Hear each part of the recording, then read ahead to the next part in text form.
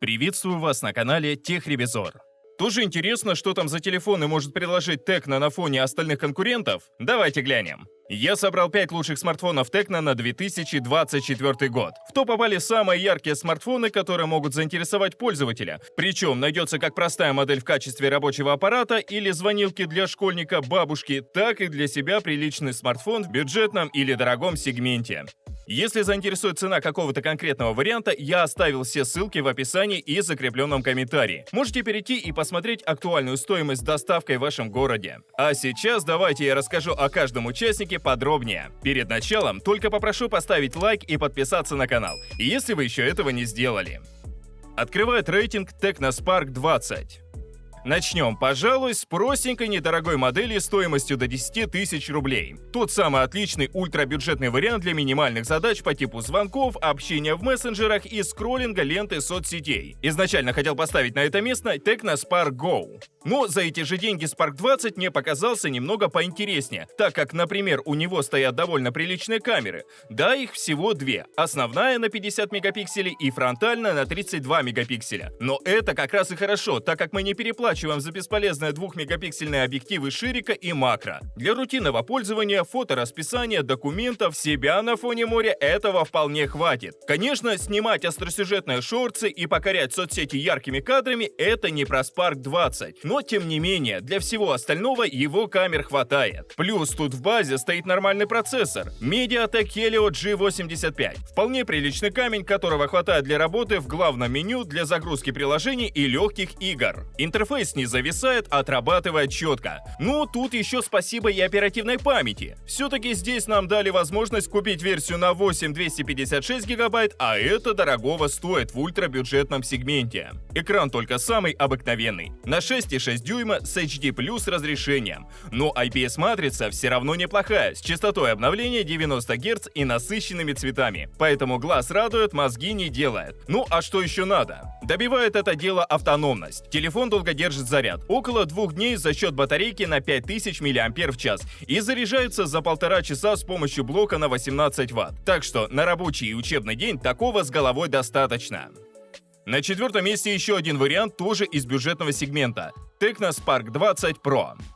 Тут примерно за 15 тысяч мы получаем хороший апгрейд до приличного смартфона. По внешке, конечно, особого прорыва нет. Прошлый Spark 20 и так достаточно выглядел, поэтому в Spark 20 Pro решили сделать акцент на внутрянке. Сюда поставили процессор помощнее – Helio G99. Конечно, сейчас это самый часто встречающийся проц в бюджетном сегменте, но тем не менее, почему бы и нет? Тем более, когда его хватает для всех ежедневных задач. Листать соцсети, сидеть в браузере, играть в легкие игры, может быть даже в современные на минималках, смотреть фильмы и переписываться. Все тянет, быстро загружает, не глючит. Память тут такая же, 8 гигабайт оперативы и 256 постоянной. Этого хватит еще на несколько лет вперед, поэтому за производительность можно не переживать. Немного приятнее тут выглядит картинка. Все-таки экран на 6,8 дюйма с отличным Full HD+ разрешением. Да еще и на IPS-матрице с частотой обновления 120 Гц. Ну прям сок, что сказать. Картинка яркая, цвета насыщенные, контрастность высокая. Конечно, под углом яркость немного падает, белый цвет уходит в синеву, да и черный ближе к серому. Не без изъянов в общем, но в целом ведь действительно приятно втыкать в такой экран и дома, и на улице, и днем, и ночью. Конечно, от этого автономность немного подкосила, так как батарейка осталась такой же, на 5000 мАч. Телефона хватит примерно на 1-1,5 дня активного использования, но при этом заряжается с 0 до 100% он меньше, чем за 1,5 часа. Поэтому в этом плане Spark 20 Pro тоже хорош,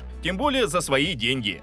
Третью строчку я решил посвятить смартфону нестандартного форм-фактора – Tecno Phantom V Flip.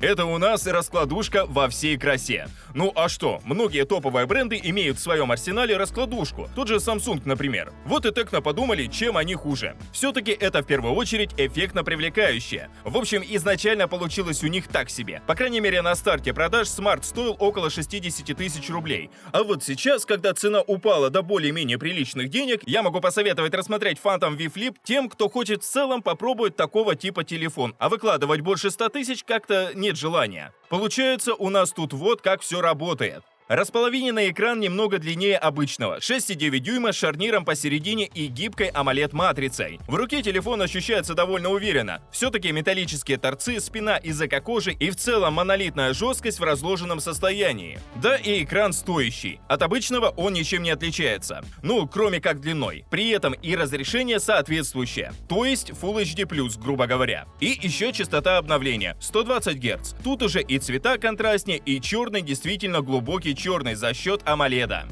Только батарейка слабее обычного. Стоит 2 аккума в сумме на 4000 мАч и хватает максимум на день использования. Дальше надо заряжать. Благо, недолго, около часа, так как блок питания на 45 Вт. Единственный нюанс – надежность. У некоторых пользователей экран буквально лопается вместе сгиба, у кого-то ломается матрица. В общем, за счет этого Tecno и дешевле конкурентов. Пожалуй, экзотики достаточно. Вот базовый смартфон Tecno Pova 6 Pro. А что, тоже недорогой, привлекающий внимание оформлением задней крышки. Конечно, не раскладушка, но тоже яркий, эффективный, молодежный. Причем даже под чехлом. В комплекте идет специальный чехол с прозрачным окном, чтобы не скрывать главное преимущество смарта. Но предупреждаю, все это дело неплохо так собирают отпечатки пальцев и пыль, поэтому за этим нужно будет следить. Ну а так в целом какой-то прорывной внутрянки у Pova 6 Pro я не увидел. Разве что тут сделали упор на автономность и поставили батарейку на 6000 мАч. С ней телефон работает около 1,5-2 дней. Если говорить только об играх, порядка 6-7 часов. Видео, сериалы и фильмы так вообще надоест смотреть. Но прикольно, что в комплект положили блок питания на 70 Вт, а за счет него телефон заряжается с 0 до 100% минут так за 50. Поэтому, в принципе, даже если где-то не досмотрите за зарядом, то за 20 минут можно восполнить половину батареи. В остальном же придраться не к чему. Отличный экран на AMOLED-матрице с Full HD+ разрешением и частотой обновления 120 Гц. AMOLED-овский шим, мерцание по глазам не бьет. Телефоном комфортно пользоваться и на солнце, и ночью перед сном. При этом стоит неплохой процессор Dimensity 6080. Не приевшийся Helio G99 уже успех. К его производительности тоже вопросов нет. Ну, разве что современные игры в 120 FPS не потянет. Но в целом 60 на красивой графике выжить можно. Ну и камеры при этом среднего уровня. Основная на 108 мегапикселей и фронтальная на 32. Оптического стаба нет. Снимает с разрешением в 2К 30 FPS. Ну и на первое место рейтинга я поставил недавнюю новинку Tecno Camon 30 Pro. Совсем свежий смартфон, который только набирает обороты продаж. Сам по себе он из среднеценового сегмента стоимостью около 30-35 тысяч рублей. Дизайн у него более чем приличный для такой цены. Металлические торцы, текстурированная зарядная крышка из эко-кожи, тонкие рамки дисплея.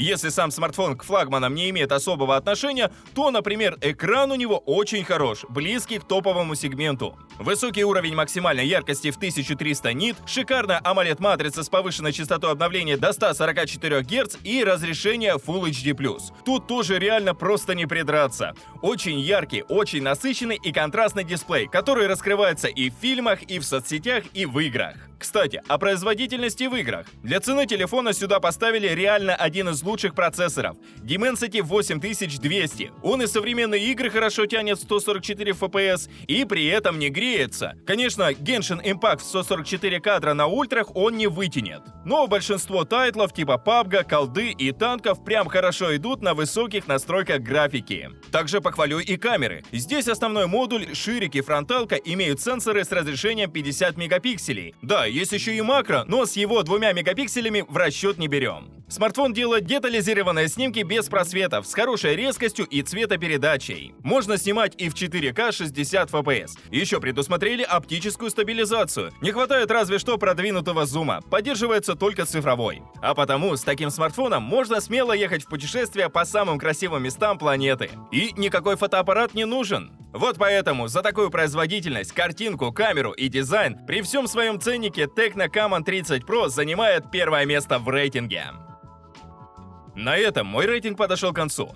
Стоимость всех моделей рейтинга можете посмотреть по ссылкам, оставленным в описании и закрепленном комментарии. Подписывайтесь на канал, ставьте большие пальцы вверх, а также не забывайте включить уведомления, чтобы первыми узнавать о новых рейтингах и обзорах техники. А с вами была команда канала TechRevizor.